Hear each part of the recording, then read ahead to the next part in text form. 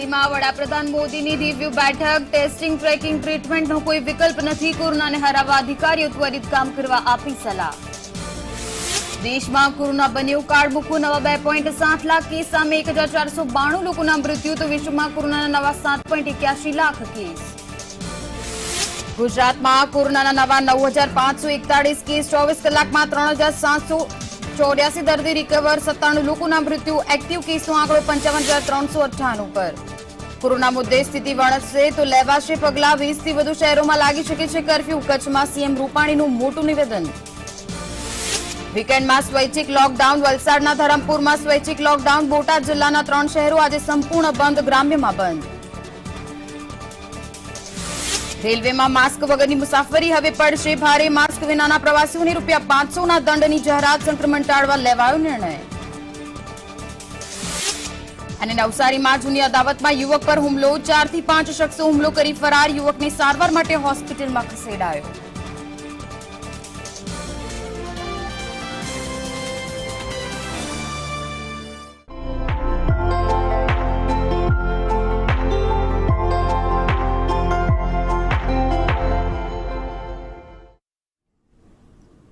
નમસ્કાર મંતવ્ય ન્યૂઝ સાથે હું છું શ્રદ્ધા મહત્વના સમાચારો સાથે સમાચારની શરૂઆત કરીશું પીએમ મોદીનું મોટું નિવેદન આવ્યું છે સામે કોરોનાને પગલે મોટું નિવેદન પીએમ મોદી દ્વારા આપવામાં આવ્યું છે મહત્વનું છે કે જે પ્રકારે સ્થિતિ વણસી રહી છે તેને જોતા હવે પીએમ મોદી એક્શનમાં આવ્યા હોય તેવું સામે આવ્યું છે ગત રાત્રે દરેક મંત્રાલયના અધિકારી સાથે બેઠક યોજવામાં આવી હતી અને કોરોનાની સમગ્ર સ્થિતિ મુદ્દે વેક્સિનેશન પર મંથન કરવામાં આવ્યું હતું સાથે ડોક્ટર હર્ષવર્ધને રાજ્યના આરોગ્ય મંત્રીઓ સાથે પણ બેઠક યોજી હતી જેમાં ટેસ્ટિંગ ટ્રેકિંગ અને ટ્રીટમેન્ટનો કોઈ વિકલ્પ નથી તેવું વડાપ્રધાને જણાવ્યું હતું મહત્વનું છે કે તમારે દરેકે ધ્યાન રાખવું જરૂરી છે તેવું પીએમ મોદી દ્વારા કહેવામાં આવ્યું કોરોનાના સ્થિતિ મુદ્દે હવે પીએમ મોદી એક્શનમાં આવી હોય તેવું ગઈકાલે બેઠકમાં સામે આવ્યું ગઈકાલે દરેક મંત્રાલયના અધિકારીઓ સાથે કોરોનાના મુદ્દે ચર્ચા વિચારણા થઈ અને પીએમ મોદીએ કહ્યું કે દરેકે સાવચેતી રાખવી જરૂરી છે સાથે ડોક્ટર હર્ષવર્ધને રાજ્યોના આરોગ્ય મંત્રીઓ સાથે પણ બેઠક યોજી મહત્વનું છે કે જે પ્રકારે સંક્રમણ દિન પ્રતિદિન વધી રહ્યું છે તેને જોતા ગઈકાલે પીએમ મોદી દ્વારા બેઠક યોજવામાં આવી હતી જેમાં પીએમ મોદીએ દરેકને સાવચેતી રાખવા માટે જણાવ્યું પીએમ મોદી દ્વારા મહત્વનું નિવેદન સામે આવ્યું છે પીએમ મોદીએ કહ્યું છે કે ટેસ્ટિંગ ટ્રેકિંગ અને ટ્રીટમેન્ટનો કોઈ જ વિકલ્પ નથી પીએમ મોદીનું મોટું નિવેદન સામે આવ્યું છે ગઈકાલની જે બેઠક યોજાઈ હતી તેમાં અધિકારીઓને ત્વરિત કામગીરી કરવા માટે પણ પીએમ મોદી દ્વારા સલાહ આપવામાં આવી લોકોને કોરોના સ્થિતિ મુદ્દે હવે સજાગ રહેવા માટે કહ્યું છે પીએમ મોદી પણ હવે એક્શનમાં આવી ગયા હોય સમગ્ર સ્થિતિ મુદ્દે તેવું લાગી રહ્યું છે ગઈ રાત્રે જે પ્રકારે બેઠક યોજી હતી કોરોનાની સમગ્ર સ્થિતિ હવે તેને લઈને વેક્સિનેશન પર પણ કામગીરી વધુમાં વધુ કરવામાં આવે તેવું પણ પીએમ મોદી દ્વારા કહેવામાં આવ્યું હવે જે પ્રકારની સ્થિતિ વણસી રહી છે દિન પ્રતિદિન કોરોનાના કેસોમાં સતત ઉછાળો થતો જોવા મળી રહ્યો છે ત્યારે ગયા રાત્રે જે મંત્રાલય સાથે બેઠક યોજવામાં આવી મહત્વના કોરોનાની પરિસ્થિતિ મુદ્દે ચર્ચા વિચારણા કરવામાં આવી મહત્વનું છે કે વાત હોય ઇન્જેક્શનની વાત હોય સારવારની તે દરેક મુદ્દે ગઈકાલે રાત્રે બેઠકમાં ચર્ચા કરવામાં આવી પીએમ મોદી પણ હવે હરકતમાં આવી ગયા હોય તેવું લાગી રહ્યું છે જે પ્રકારે સ્થિતિ દિવસે ને દિવસે કથળી જતી જોવા મળી રહી છે તેને લઈને હવે વડાપ્રધાન પણ એક્શનમાં તેવું લાગી રહ્યું છે કોરોનાએ સમગ્ર વિશ્વમાં બહડો લીધો છે દેશની જો વાત કરવામાં આવે તો દિવસે ને દિવસે દર 24 કલાકે કેસોમાં સતત વધારો થતો જોવા મળી રહ્યો છે ત્યારે હવે વડાપ્રધાન પણ ચિંતિત નજરે પડ્યા ગઈકાલે રાત્રે જે બેઠક યોજાઈ તેમાં મહત્વના મુદ્દાઓ પર ચર્ચા કરવામાં આવી કોરોનાની જે સમગ્ર સ્થિતિ છે હાલ દેશમાં તેને લઈને ચિંતા વ્યક્ત કરવામાં આવી સાથે પીએમ મોદીએ મોટું નિવેદન આપ્યું તેમણે કહ્યું કે ટેસ્ટિંગ ટ્રેકિંગ અને ટ્રીટમેન્ટનો કોઈ જ વિકલ્પ નથી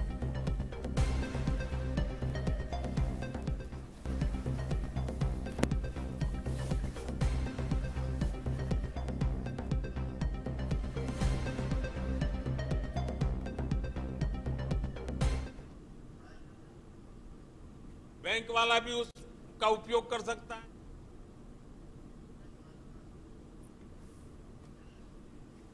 અને એક મહત્વના સમાચાર વેક્સિનેશનને મુદ્દે આપણે જો વાત કરવામાં આવે તો દિવસે ને દિવસે જે વેક્સિનેશનની પ્રક્રિયા અહીંયા કામ કરી રહી છે તેને લઈને આપણે વાત કરી રહ્યા છીએ. દેશ ફરતે તૈયાર થતું વેક્સિન કવચ કહી શકાય કે અત્યાર સુધીમાં 12.50 કરોડ જેટલા સમગ્ર દેશમાં ડોઝ આપવામાં આવ્યા છે.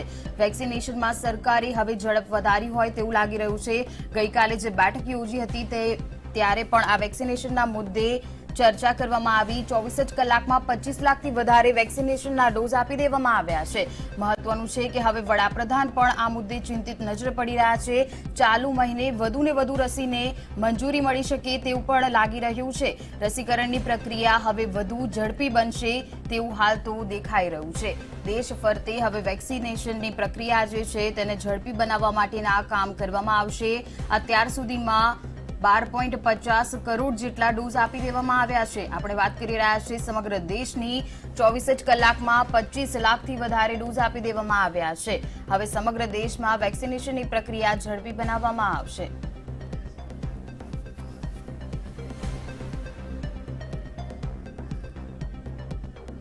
કોરોનાની પરિસ્થિતિ દિવસે ને દિવસે વણસતી જોવા મળી રહી છે. વાત કરી રહ્યા છે કોરોનાએ જે પ્રકારે ભરડો લીધો છે તેને જોતા હવે લાગી રહ્યું છે કે બીજા વેવનું મહાસંકટ સમગ્ર દેશમાં ઊભું થતું જોવા મળી રહ્યું છે. છેલ્લા 24 જ કલાકની વાત કરીએ તો 2.5 લાખથી વધારે કેસ નોંધાઈ ચૂક્યા છે. આપણે વાત કરી રહ્યા છે દેશની 24 જ કલાકમાં 1.25 લાખથી વધુ કોરોનાથી મુક્ત પણ થયા છે. છેલ્લા 24 કલાકમાં 1400 નાગરિકોના મૃત્યુ નિપજ્યા છે. કોરોનાને કારણે 24 જ કલાકમાં 1400 જેટલા મૃત્યુ નિપજ્યા છે. દેશમાં હાલ એક્ટિવ કેસ પણ ઘણા વધી રહ્યા છે. હાલ એક્ટિવ કેસ હવે 18 લાખને પાર પહોંચી ગયા છે. સમગ્ર દેશમાં હાલ 18 લાખ જેટલા કેસ એક્ટિવ છે. વાત કરીએ દેશમાં શું છે 24 કલાકની સ્થિતિ. કોરોનાના નવા કેસની સંખ્યા 2.7 લાખ જેટલી નોંધાઈ ચૂકી છે. ત્યારે 24 જ કલાકમાં ડિસ્ચાર્જ થયેલા દર્દીઓની સંખ્યા 1.38 લાખ જેટલી નોંધવામાં આવી છે. ફક્ત 24 જ કલાકના આંકડા અમે દર્શાવી રહ્યા છે. મહારાષ્ટ્ર રાજ્યની વાત કરવામાં આવે તો 67,123 જેટલા કોરોનાના નવા કેસ ફક્ત 24 જ કલાકમાં નોંધાયા છે. જ્યારે મહારાષ્ટ્રમાં ડિસ્ચાર્જ થયેલા દર્દીઓની સંખ્યા 56,783 જેટલી નોંધાઈ છે. દેશમાં કોરોનાએ ભરડો લીધો છે. દિવસે ને દિવસે ફક્ત વધારો જ થતો જોવા મળી રહ્યો છે.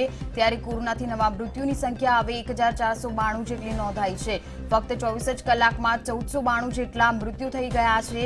કોરોનાના હાલ એક્ટિવ કેસ 17.93 લાખ દેશમાં હાલ એક્ટિવ કેસ છે. જો સમગ્ર વિશ્વની વાત કરવામાં આવે 24 કલાકમાં જો કોરોનાની પરિસ્થિતિ શું છે, સમગ્ર વિશ્વમાં કોરોનાના નવા કેસની સંખ્યા હાલ 7.81 લાખ જેટલી છે. આ આંકડા ફક્ત 24 જ કલાકના છે. અમેરિકાની વાત કરવામાં આવે હાલ નવા કેસ 24 કલાકમાં 63,169 જેટલા નોંધાયા છે. જ્યારે બ્રાઝિલમાં કોરોનાના નવા કેસ 65,792 જેટલા નોંધાયા છે. આ આંકડાઓ 24 કલાકના છે. સમગ્ર વિશ્વની વાત કરી રહ્યા છે. બ્રાઝિલમાં કોરોનાથી નવા મૃત્યુની આંક અગર જોવામાં આવે તો 2,865 જેટલા મૃત્યુ ફક્ત 24 જ કલાકમાં નોંધાયા છે. સમગ્ર વિશ્વમાં કોરોનાથી નવા મૃત્યુની સંખ્યા હવે 11,553 જેટલી છે. એટલે કે 24 જ કલાકમાં 11,500 થી વધારે મૃત્યુ થયા છે. વિશ્વમાં કોરોનાના હાલ એક્ટિવ કેસ 1,82 લાખને પાર પહોંચ્યા છે.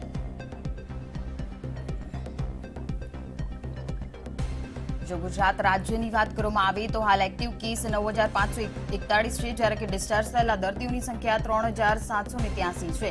અમદાવાદની વાત કરવામાં આવે હાલ એક્ટિવ કેસ 3,241 છે. જ્યારે કે ડિસ્ચાર્જ થયેલા દર્દીઓની સંખ્યા 647 છે. સુરત શહેરની વાત કરી રહ્યા છે હાલ એક્ટિવ કેસ 1,720 છે. ડિસ્ચાર્જ થયેલા દર્દીઓની સંખ્યા 642 જેટલી નોંધવામાં આવી છે. આ આંકડા ફક્ત 24 જ કલાકના છે. જ્યારે વડોદરા શહેરમાં પણ હાલ એક્ટિવ કેસ 369 જેટલા છે.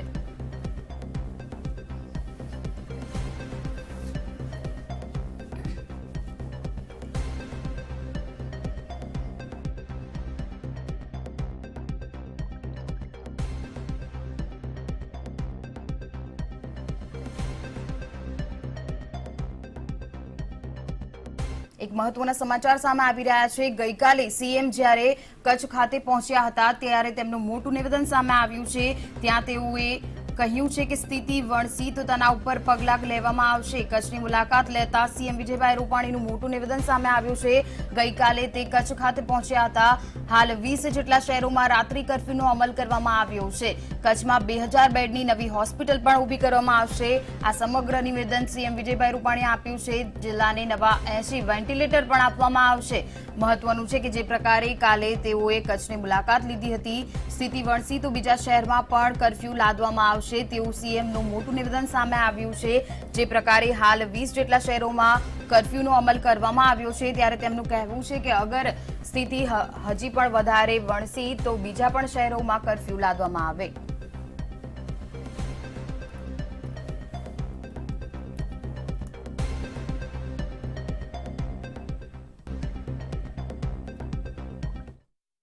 लॉकडाउन महाराष्ट्र ने अभी तक घोषित नहीं किया है, आपको बता दूं मैं. और ऐसे उन्होंने भी रात्रि कर्फ्यू पूरे महाराष्ट्र में किया है. हमने 20 शहरों में किया है. अगर आवश्यकता होगी तो और भी बढ़ाएंगे.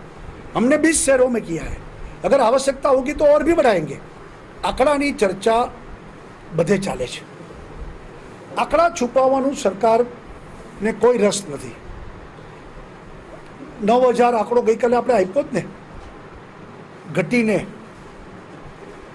સમગ્ર ભારતમાં 12000 કેસ હતા દરરોજના, એ આજે 2,30,000 કેસ થઈ ગયા છે. દરરોજ 2,30,000 કેસ. ગઈકાલે જે આવ્યા ભારતમાં 2,30,000નો આંકડો થઈ ગયો. ક્યાં 12,000 ને ક્યાં 2,30,000. ગુજરાતમાં પણ ઘટીને 300 થઈ ગયા હતા, એ ગઈકાલે 9,000 થઈ ગયા. એટલે વ્યાપકતા આપણે એની જોઈ શકીએ છીએ. સમાચારો દ્વારા યથાવત રાખીશું. હાલ રોકાઈશું એક બ્રેક માટે.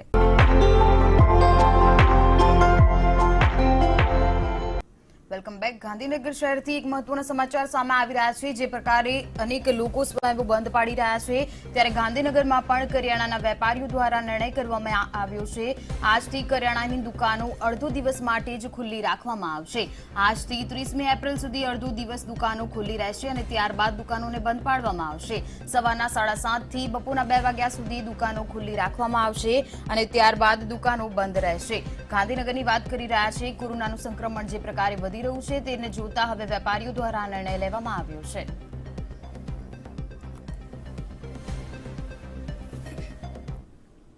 અનેક મહત્વના સમાચાર ગાંધીનગરના દહેગામની વાત કરીએ. જે પ્રકારે સંક્રમણ ત્યાં પણ વધી રહ્યું છે, તેને જોતા હવે સ્વૈચ્છિક બંધ પાડવાનો નિર્ણય કરવામાં આવ્યો છે.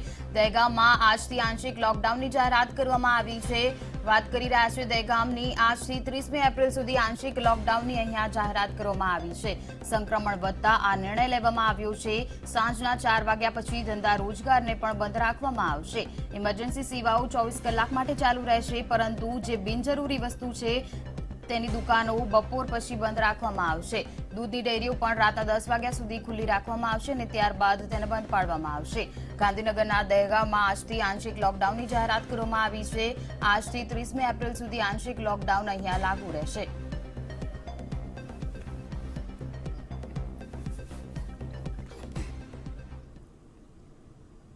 હવે વાત કરીએ રાજકોટ શહેરની. રાજકોટમાં પણ સંક્રમણ જે પ્રકારે વધી રહ્યું છે, તેને જોતા હવે અનેક લોકો મોટા નિર્ણયો લઈ રહ્યા છે. ત્યારે રાજકોટમાં ઇલેક્ટ્રિક સામાનની દુકાનોને બંધ પાડવામાં આવશે. ઇલેક્ટ્રિક અને હોમ અપ્લાયન્સીસની દુકાનો આજથી બંધ રહેશે. મહત્વનું છે કે સંક્રમણ જે પ્રકારે ફેલાઈ રહ્યું છે, તેને જોતા આ પ્રકારના નિર્ણયો લેવાય છે.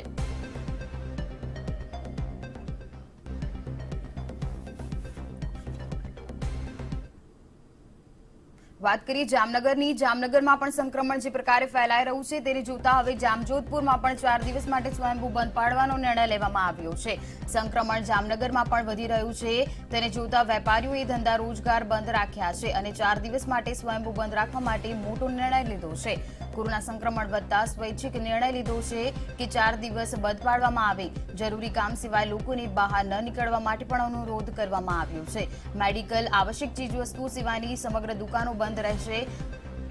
જરૂરી ચીજવસ્તુઓ અહીંયા ઉપલબ્ધ રહેશે. જામનગર જોધપુરમાં 4 દિવસ માટે સ્વયંભૂ બંધ પાડવામાં આવ્યું છે. ફક્ત જીવન જરૂરિયાતની વસ્તુઓ અહીંયા ઉપલબ્ધ રહેશે.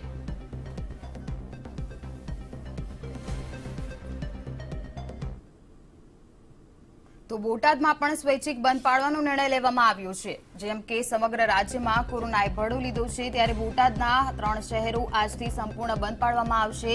સંક્રમણ વધતા આ પ્રકારના નિર્ણય લેવાય છે. બોટાદ, બરવાડા અને ગઢડા શહેર સ્વૈચ્છિક બંધ પાડવામાં આવશે. સવારથી તમામ વેપાર ઉદ્યોગ આજે સંપૂર્ણ બંધ રહેશે. મહત્વનું છે કે ફક્ત જીવન જરૂરિયાતની ચીજ વસ્તુઓ અહીંયા ઉપલબ્ધ રહેશે. કોરોનાનું સંક્રમણ જે રીતે ફેલાઈ રહ્યું છે તેને જોતા હવે વેપારી એસોસિએશન દ્વારા આ નિર્ણય લેવાયો છે. બોટાદના 3 શહેરો આજથી બંધ પાડવામાં આવશે.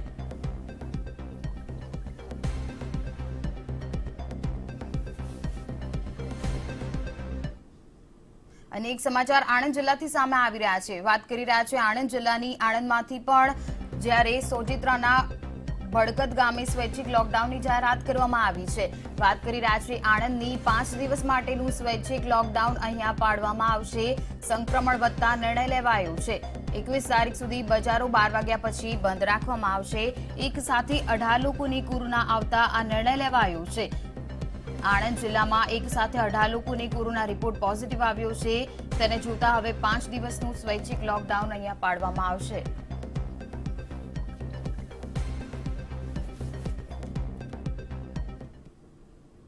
વાત કરીએ વલસાડની, તો વલસાડના ધરમપુરમાં પણ સ્વૈચ્છિક લોકડાઉનની જાહેરાત કરવામાં આવી છે. સંક્રમણ જે રીતે દિન પ્રતિદિન ફેલાઈ રહ્યું છે તેને જોતા આ પ્રકારના અનેક જગ્યાઓ પર નિર્ણયો કરવામાં આવે છે. ત્યારે વલસાડના ધરમપુરની વાત કરીએ, અહીંયા પણ સ્વૈચ્છિક લોકડાઉનની જાહેરાત કરવામાં આવી છે. રવિવાર, સોમવાર ધરમપુરમાં લોકડાઉન રહેશે. મહત્વનું છે કે સંક્રમણ હવે વલસાડ જિલ્લામાં પણ વધુને વધુ ફેલાઈ રહ્યું છે. અન્ય દિવસોમાં સાંજે 4 વાગ્યા સુધી જ દુકાનો ખુલ્લી રહેશે અને ત્યારબાદ ધરમપુરમાં 4 વાગ્યા પછી બધી જ દુકાનોને બંધ રાખવામાં આવશે. વલસાડના ધરમપુરમાં સ્વૈચ્છિક લોકડાઉનની આજથી જાહેરાત કરવામાં આવી છે. સંક્રમણ અહીંયા પણ વધુને વધુ ફેલાતું જોવા મળી રહ્યું છે. તેને જોતા ધરમપુરમાં આજથી સ્વૈચ્છિક બંધ પાડવામાં આવશે. ફક્ત જીવન જરૂરિયાતની વસ્તુઓ ઉપલબ્ધ રહેશે. તે પણ 4 વાગ્યા સુધી જ. 4 વાગ્યા પછી બધી જ દુકાનોને બંધ રાખવામાં આવશે.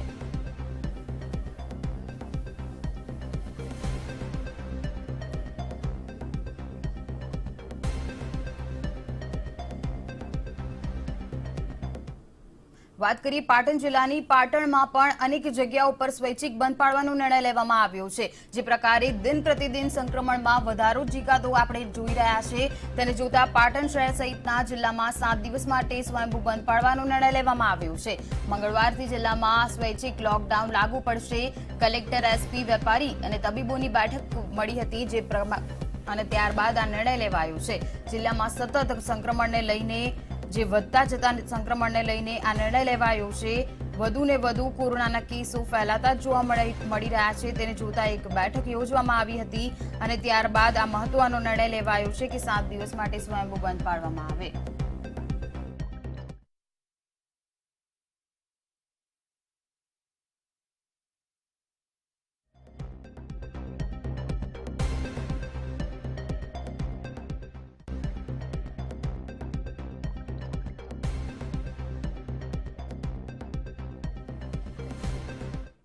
વાત કરીએ પાલનપુરની. પાલનપુરમાં પણ સ્વૈચ્છિક બંધની જાહેરાત કરવામાં આવી છે. અનેક માર્કેટયાર્ડો જ્યારે બંધ કરવામાં આવ્યા છે ત્યારે પાલનપુરના માર્કેટયાર્ડને પણ આજથી બંધ રાખવામાં આવશે. આજથી 21મી એપ્રિલ સુધી માર્કેટયાર્ડ બંધ રહેશે.